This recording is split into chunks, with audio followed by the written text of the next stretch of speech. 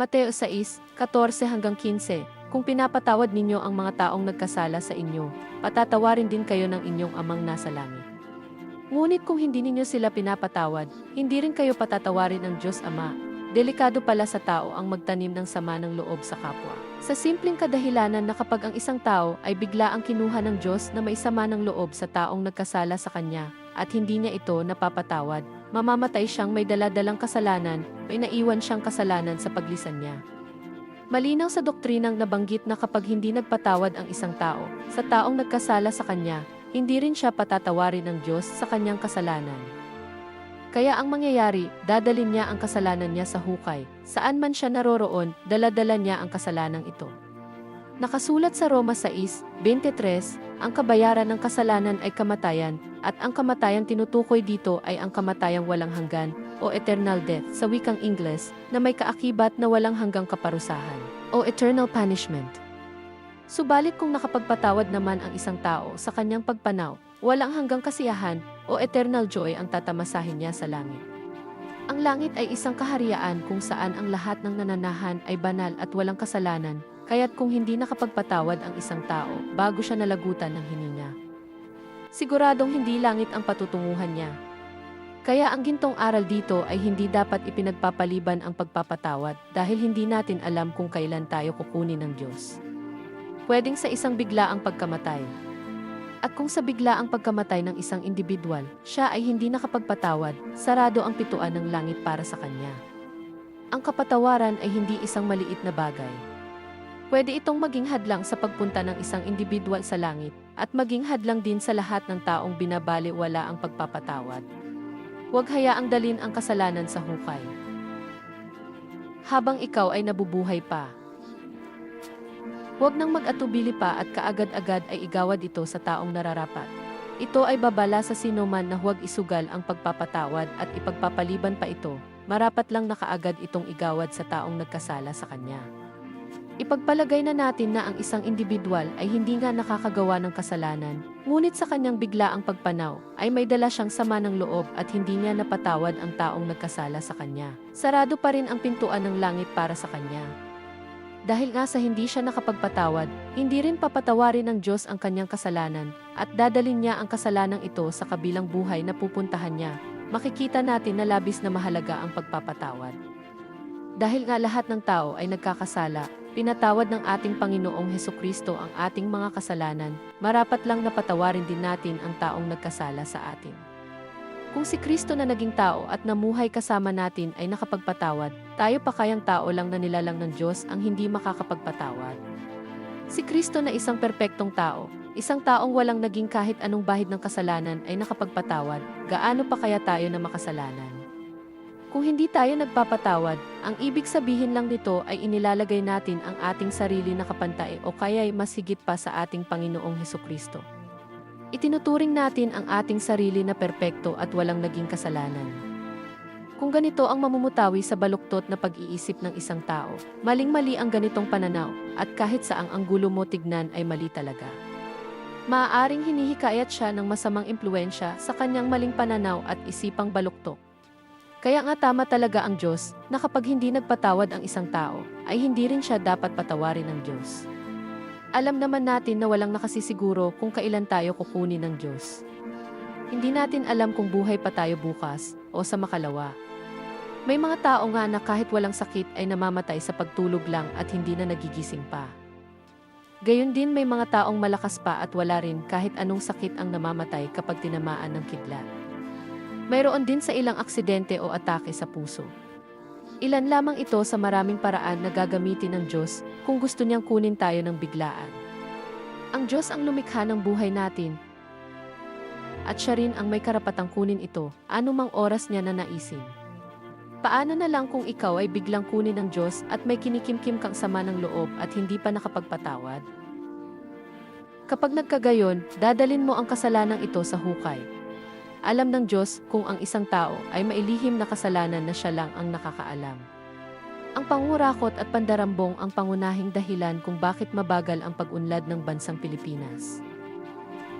At ikalawa na siguro sa dahilan ay ang kawalan ng disiplina ng mga mamamayan. Dahil sa bansang Pilipinas, parang nagiging tradisyon na sa kultura ang katiwalyaan at pandarambong. Ang isyu kasi ng panghurakot at pandarambong ay nangyayari sa ilang ahensya ng gobyerno, pati na rin sa piling sangay nito. At magkaminsan ay mayroong hindi na ibubunyag. Kung sila man ay nakalusot dito sa mundong ito, siguradong hindi mangyayari ito sa kabilang buhay pagharap nila sa hukuman ng langit. Ang makapangyarihan, makatarungan at matuwid na huwes, ang ating Panginoong Hesukristo ang husga sa kanila. Hahatulan sila sa kanilang mga lihim na kasalanan. At kung ang kasalanang ito ay hindi nabigyan ng hustisya dito, doon sa kabilang buhay, siguradong mabibigyan ito ng hustisya. Kung ang kasalanang ito ay hindi na ikumpisal, at hindi nabigyan ng kapatawaran ng Diyos sa kanyang biglaang pagpanaw, hindi maaaring dalhin ang naiwang kasalanan sa langit. Kung magkagayon, nakapinid ang pintuan ng langit sa kanyang pagpanaw. Kung ang isang tao'y makasalanan, o kahit ano paman ang estado niya sa buhay, kung siya man ay isang magnanakaw, lasinggo, drug addict, o ano paman, at kung siya ay humihingi ng tulong sa Diyos, ang Diyos na mahabagin ay magbibigay ng awa sa kanya. Sa libro ni Lucas 23:39-43. Iniligtas ng Panginoong Hesukristo ang kriminal na kasabay niyang ipinako sa krus. Ang kriminal ay nagsumamo at humingi ng tulong sa Panginoong Hesus, at kaagad sinabi sa kanya ng Panginoon na ngayong ding araw na ito, ay makakasama mo ako sa paraiso. Sa isang iglap, ang mga nagawang kasalanan ng kriminal ay napawing lahat dahil sa kapatawarang iginawad sa kanya ng Panginoon. Ang pagkakamaling nagawa niya sa buhay na maituturing na kahiyahiya, dahil sa pagiging kriminal niya ay biglang napalitan ng kanyang karangalan. Ang kanyang dangal na dating nadungisan ng mga pagkakamaling nagawa niya sa buhay ay naging kapuri-puri na ngayon. Sa kanyang pagsusumamo sa Panginoon, isinasalarawan niya ang ugaling mapagkumbaba. At ang pagkatao niya ay nakasentro sa pananampalataya sa Panginoong Hesus. Isa na siguro sa pinakaswerteng tao sa mundo ang kriminal na nagsumamo sa Panginoon. Bigla siyang nagkaroon ng kasiguruhan at garantiya na makakapasok siya sa araw ding iyon sa kaharian ng Diyos, sapagkat milyon-milyong tao sa buong mundo ang nag-aasam-asam na sila ay makapasok sa langit, ngunit walang kasiguruhan. Taos pusong nagsisi ang kriminal bago siya nalagutan ng hininga, kaya naman ang ating Panginoong maawain at mapagmahal ay siniguro ang kanyang kaligtasan. Makikita natin sa tagpong ito na ang Diyos ay maawain at mapagmahal. Kaya nga kung ang isang tao ay maisama ng loob at nagtanim ng galit at hindi pa siya nakapagpapatawad o kaya naman ay mailihim na kasalanan, mainam na magsumamo sa Diyos katulad ng ginawa ng kriminal. Makakabuting humingi agad siya ng tawad sa Diyos, magsisi ng taos puso, tuluyang talikuran ang kasalanan at manalig sa Panginoong Hesukristo. Ang tunay na pagsisisi ay hindi nangangahulugan na nagdaramdam siya at nalulungkot lang sa nagawa niyang kasalanan. Sa halip, ito ay ang totohanang pagbabago ng pag-iisip tungo sa pagbabagong ugali upang talikuran ang paggawa ng kasalanan. Walang silbi ang pagdaramdam at pagiging malungkot kung hindi naman tatalikod sa paggawa ng kasalanan. Ang pagkikimkim ng galit o sama ng loob na nagdudulot ng hindi pagpapatawad ay mahirap gawin kung sarado ang isipan. Kakailanganin talaga dito ang tulong buhat sa Diyos. Kailangang may tulong ng banal na Espiritu, sapagkat mahirap itong gawin ng ordinaryong tao kung walang tulong ng Espiritu Santo. Hindi ito maaarok ng pag-iisip ng karaniwang tao, dahil ang pagbabagong isip na magbubunga ng pagbabagong ugali ay gawain lamang ng Diyos. Kaya mainam na humingi ng tulong sa Diyos at magsumamo upang bigyan ka ng lakas at maisakatuparan mo ang pagpapatawad.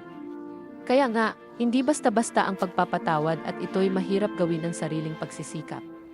Subalit kung hihingi ng tulong sa Diyos ay maisasakatuparan ito. Ang hindi pagpapatawad ay isa sa dahilan kung bakit mahirap makapasok sa langit. Isa rin sa dahilan kung bakit maraming tao, posibleng milyong-milyong tao sa daigdig ang hindi makakapasok sa langit. Ito ay kinumpirma ng Biblia sa Mateo 7:13-14. Nang ipahayag ng Panginoong Hesus na mahirap talagang makapasok sa langit. At idinagdag pa ng Panginoon na talagang marami rin ang hindi makakapasok sa langit. At isa rin sa dahilan kung bakit sasabihin ng Panginoong Hesus sa kanila sa araw ng paghukom, "Lumayo kayo sa akin, hindi ko kayo nakikilala." Magugulat na lang sila kung bakit sila itinataboy ng Panginoon, gayong wala naman silang nagawang kasalanan sa pagpanaw nila. Dahil binaliwala nila ang pagpapatawad at nakalimutan nilang magpatawad o kaya naman ay kusa talaga na ayaw nilang magpatawad, kaya dadalhin nila ang kasalanang ito sa itaas pagharap sa makapangyarihan at matuwid na hukom. Ang ating Panginoong Hesukristo. Sa isang taong hindi nagpapatawad, namimeligro ang kanyang kahuli-hulihang patutunguhan. Isinusugal niya ang walang katapusang sasapitin niya at walang hanggang hantungan niya. Nakataya dito ang kanyang destinasyon sa kabilang buhay. Isang destinasyong walang patutunguhan, hindi mababago at walang wakas. Ang tunay na mananampalataya kay Kristo ay naniniwala na siya ay anak ng Diyos. Kung ang mananampalataya ay naniniwalang si Kristo ay Diyos, dapat lang na maniwala siya na may kapangyarihan si Kristo na magpatawad ng kasalanan. Kaya't kung hihingi ng kapatawaran sa Diyos Ama, ay pwedeng dumiretso mismo sa ating Panginoong Hesukristo. Ayon sa Biblia, ang tunay na kahulugan ng tunay na pagsisisi ay ang pagbabagong buhay. Sa wikang Ingles, regeneration o kaya ay born again. Ang pagbabago ng puso at isipan ay magbubunga ng pagbabago ng pananaw sa buhay, tungo sa pagbabagong ugali na magreresulta sa pagtalikod ng kasalanan at pagpapasakop sa Diyos upang tumalima sa kanyang mga utos. Kung walang taos pusong pagsisisi ang isang individual, ibig sabihin lamang nito ay wala rin siyang tunay na pananampalataya sa Panginoong Hesus. Kung siya naman ay patuloy sa paggawa ng kasalanan at hindi nagsisisi, questionable ang pagiging Kristiyano niya, kahit pa ipahayag niya na siya ay Kristiyano, ito'y isang kabulaanan, niloloko lang niya ang sarili niya. Alam ng Diyos kung ang isang tao ay tunay na Kristiyano sa puso at isipan dahil alam ng Diyos ang nasa kaibuturan ng bawat puso ng isang tao. Alam ng Diyos kung siya ba ay nagkukunwari at nagpapanggap lang bilang isang Kristiyano. Kahit pa sabihin niya na siya ay Kristiyano, huwag maniwala agad. Pagmasdan ng maigi ang ikinikilos niya pati na ang mga sinasabi niya, ang mga lumalabas sa kanyang bibig at suriing mabuti ang kanyang pag-ugali, upang malaman kung siya nga ay tunay na Kristiyano. Sa ganitong paraan, maaari mo siyang makilatis kung tunay o peke siyang Kristiyano. Kung gayon, kapag wala ang pagsisisi at ang pagbabagong buhay upang tumalikod sa kasalanan pati na ang pagpapasakop sa Diyos, wala ring kabuluhan ang pananampalataya kay Kristo, kahit pa sabihin mo ng hayagan na may pananampalataya ka kay Kristo. Kung bagay isa lang itong kasinungalingan.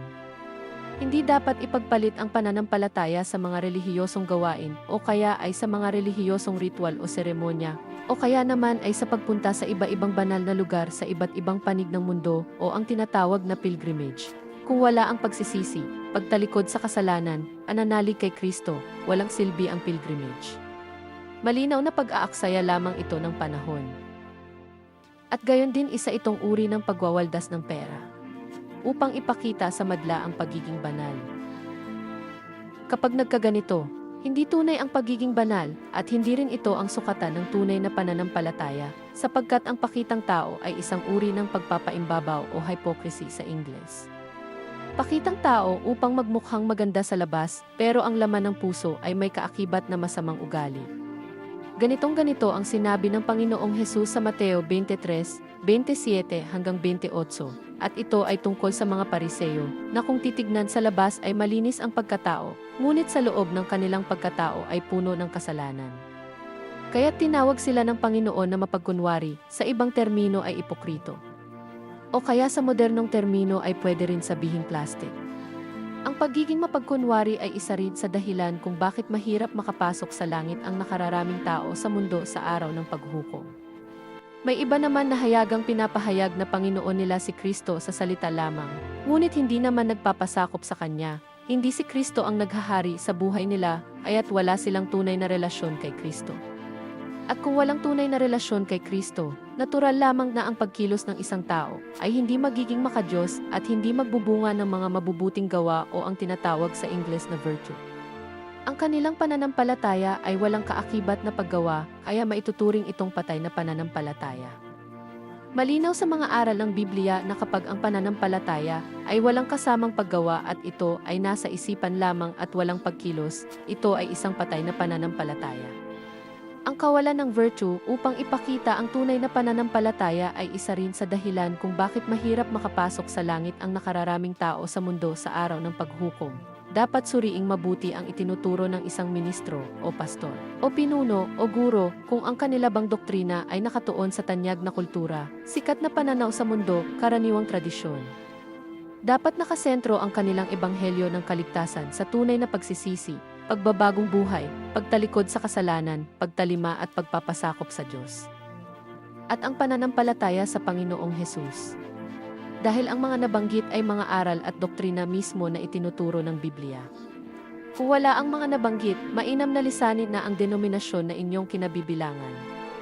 Suriin din maigi kung ang kinasasapian ninyo ay inoobliga ba kayo na magbigay pinansyal sa simbahan o sa kongregasyon.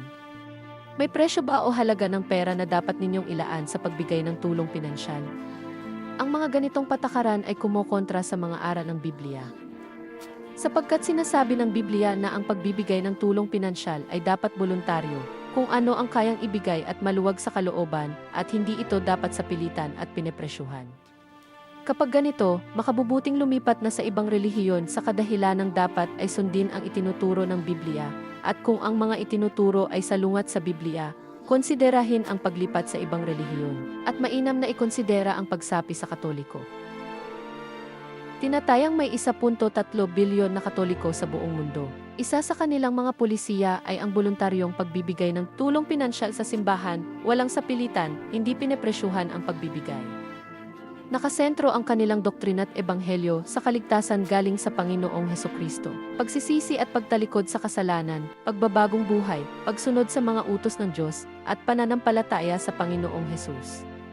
Ang tagapagtatag ng Katoliko ay si San Pedro, ang pinuno ng 12 orihinal na apostoles na personal na pinili mismo ng Panginoong Hesus. Siya ang itinuturing na kauna-unahang santo papa ng Katoliko. Siya ay ipinako sa krus na pabaligtad at namatay na martir sa Roma, Italia, kung saan nandun ang St. Peter's Basilica na sakop ng Vatican City. Ang labi niya ay nakalagak sa ilalim ng altar ng St. Peter's Basilica, at ipinangalan ang St. Peter's Basilica kay San Pedro mismo upang siya ay parangalan sa kanyang pagiging martir. At ang kasalukuyang Santo Papa na si Pope Leo XIV ay naninirahan at nakahimpil sa Vatican City. Ang mga misang isinasagawa ni Pope Leo ay nagaganap sa St. Peter's Basilica.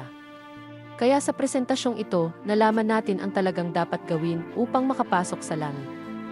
Bukod sa mga naipaliwanag na sa video na ito, kakailanganin ang tunay na pagsisisi, pagtalikod sa kasalanan, pagbabagong buhay tungo sa pagbabagong isip at ugali, pagsunod at pagpapasakop sa Diyos, at ang tunay na pananampalataya sa Panginoong Hesus. Dapat maniwala sa kanyang pagkamatay na naging sanhi ng kapatawaran ng kasalanan, sa kanyang muling pagkabuhay na naging dahilan ng kaligtasan, at ang pagtanggap sa Panginoong Hesukristo bilang Panginoong Diyos at personal na tagapagligtas. Amen.